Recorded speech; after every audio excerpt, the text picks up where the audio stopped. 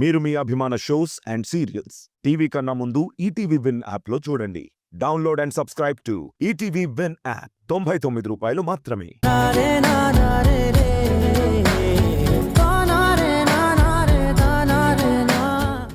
తనతో భవిష్యత్తు ఎలా ఉంటుంది, నేను కన్న కలలా ఉంటుందా, కొత్తగా ఉంటుందా అని ఆడపిల్ల ఆందోళనగా ఉంటుంది. సృజనని చూస్తుంటే అలా ఆందోళన చెందుతున్నట్టు కనిపించట్లేదు. ఏదో విషయంలో భయపడుతున్నట్టుగా అనిపిస్తోంది. గోపి సృజన ఒక్కలాగే ప్రవర్తిస్తున్నారు అంటే వాళ్ళే విషయంలోనూ చాలా టెన్షన్ పడుతున్నారు. అంటే ఇదంతా తారా చేస్తుందని నువ్వు అంటున్నావా? అంతే కదా సార్. ఎందుకంటే పొద్దున్న మీరే గుళ్ళో చూశారు కదా, తను ఇందిరతో అంతలా మాట్లాడడం అవసరమా? ఇందిరని చూస్తేనే అదోలా అనిపిస్తుంది. ఇలాంటి వ్యక్తితో తను గొడవ పెట్టుకుంది. రేపొద్దున్న లేనిపోని తలనొప్పి ఎక్కడొస్తుందో అని గోపి సృజనలతో పాటు నేను కూడా భయపడుతున్నాను. తారా తప్పుగా మాట్లాడిందని నేను అనుకోవటం లేదు. తను కరెక్ట్గానే చెప్పింది. అందుకే కదా పోలీస్ ఆఫీసర్ కూడా రియలైజ్ అయ్యి అక్కడి నుంచి వెళ్ళిపోయింది. కానీ ఈ పెళ్లి విషయంలో సృజన నా దగ్గర ఎంతో గొప్పగా మాట్లాడింది. గోపిని తను ఎంతగా ప్రేమిస్తుందో, గోపితో తన భవిష్యత్తు ఎంత బాగుంటుందో నా కూతురు నాతో చెప్పింది. అప్పుడు నేను నా కూతురు మాటలు కాదంటే తను ఎలా బాధపడుతుందో ఊహించాను. తన ప్రేమకి గౌరవం ఇచ్చి ఈ పెళ్లి చెయ్యాలి అనుకున్నాను. అందుకే గోపిని ఇంటి అల్లుని చేసుకోవాలని నిర్ణయించుకున్నాను. కానీ ముహూర్తాలు కూడా పెట్టించాక వాళ్ళల్లో మార్పు కనిపిస్తుంది. పెళ్ళంటే ఇష్టం లేదా అంటే అలా లేదు. ఏదో తెలియని భయంలో ఉన్నారు, ఆందోళనగా కనిపిస్తున్నారు. అది ఎందుకని నేను నిన్ను అడిగితే నువ్వేంటి తార గురించి చెప్తున్నావు? వాళ్ళు దేనికి భయపడుతున్నారో నాకు తెలియదు. నేను మాత్రం ఈ తోర వల్ల ఆ ఇంద్రకి ఎక్కడ ఎదురు పడతానా అని భయపడి చూస్తున్నాను. అదెలా చెప్పాలో అర్థం కావడం లేదు. మీరు ఈ విషయంలో తారుని సపోర్ట్ చేస్తే నేనేం చెయ్యాలి? వసుదా, నిన్నే అడుగుతున్నాను, సమాధానం చెప్పవేంటి? అదే సార్, వాళ్లల్లో మార్పు నేను గమనించాను. కానీ ఏంటన్నది నాకు మాత్రం ఎలా తెలుస్తుంది? మీరే ఎలాగైనా తెలుసుకోవాలి.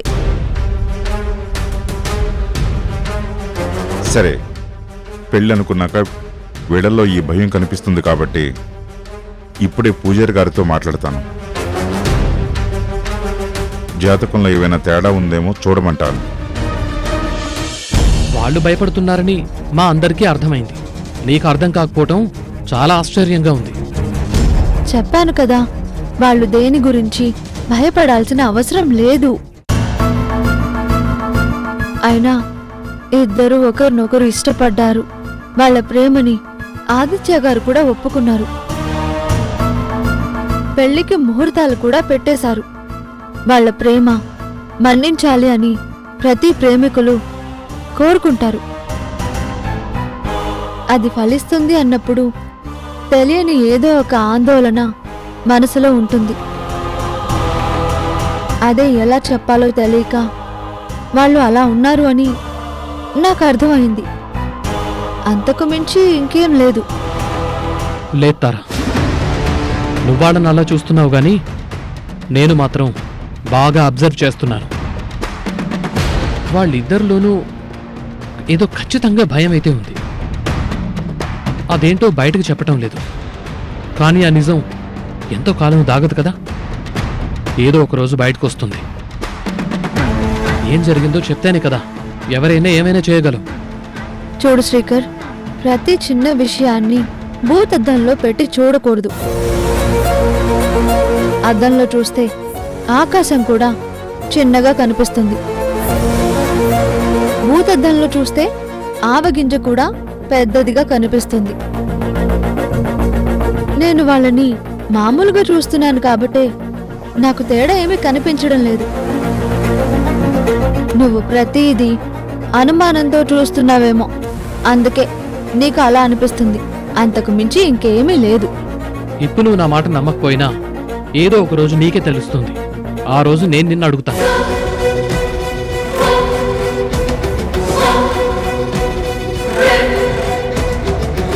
వాళ్ళు ఎందుకు భయపడుతున్నారు, దేని గురించి కంగారు పడుతున్నారు నాకు తెలుసు. కానీ ఆ రోజు జరిగిన విషయాన్ని సృజన ఎవ్వరితోనూ చెప్పుకోలేదు. ఆ మాట బయటికి వస్తే పరిస్థితి ఎలా ఉంటుందోనని గోపి నాకు కూడా చెప్పలేదు. కానీ వాళ్ళిద్దరికి తెలియని విషయం ఏంటంటే ఆ బద్రి వాళ్ళ చేతుల్లో చనిపోలేదు. అనుకోకుండా నా కారు కింద పడి చనిపోయాడు. ఈ నిజాన్ని నేను వాళ్ళకి చెప్పలేను. అందుకే వాళ్ళకేమీ కాదని ఇంత ధైర్యంగా ఉన్నారు. నేను మాత్రం ధైర్యంగా ఉండలేకపోతున్నాను. ఆ ఇందిరిని చూసినప్పుడల్లా నాకు భయం మరింత పెరిగిపోతోంది. ఏ క్షణాన మనం దొరికిపోతామో అని అసలు నాకు చాలా కంగారుగా ఉంది. మీరిలా భయపడతారనే నేను వెళ్ళి లొంగిపోతానన్నాను, కానీ మీరు వద్దన్నారు. కానీ అనుక్షణం ఇలా భయపడుతూ మనం ఎలా ఉండగలం? ఏంటి గోపి అలా మాట్లాడుతావు? ఆ రోజు జరిగిన దాంట్లో అసలు మన తప్పేం లేదు కదా. మనమేదో సరదాగా అక్కడికి వెళ్ళాం.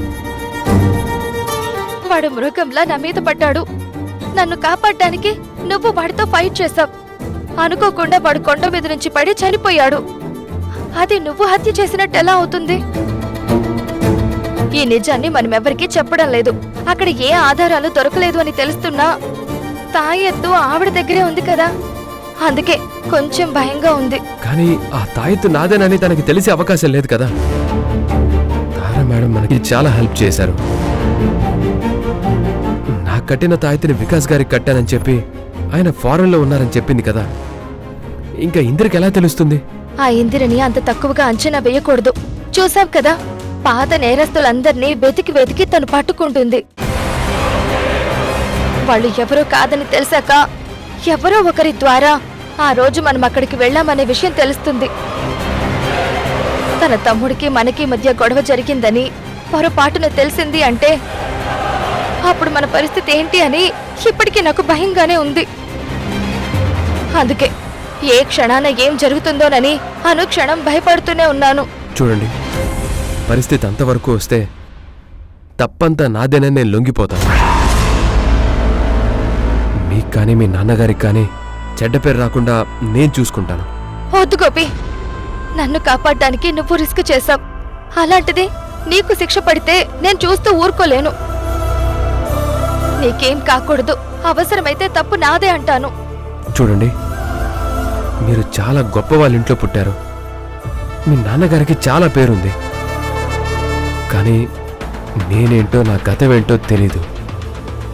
నా భవిష్యత్ ఏమైపోయినా పట్టించుకునే వాళ్ళు ఎవ్వరూ ఉండరు. అందుకని ఈ విషయంలో మీరేం భయపడొద్దు. మనంతట మనం ఈ నిజాన్ని బయట పెట్టద్దు. పొరపాటున బయటకు వస్తే ఆ రోజు దోషిగా నేను నిలబడతాను. పరిస్థితి చేయి దాటకుండా నేను చూసుకుంటాను గోపి.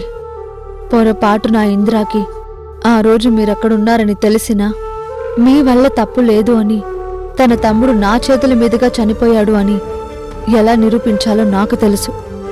నాకు ప్రాణమైన నిన్నెలా కాపాడుకోవాలో కూడా తెలుసు. నా జీవితాన్ని పణంగా పెడతాను. అవసరమైతే ఆ శిక్షని నేను అనుభవిస్తాను.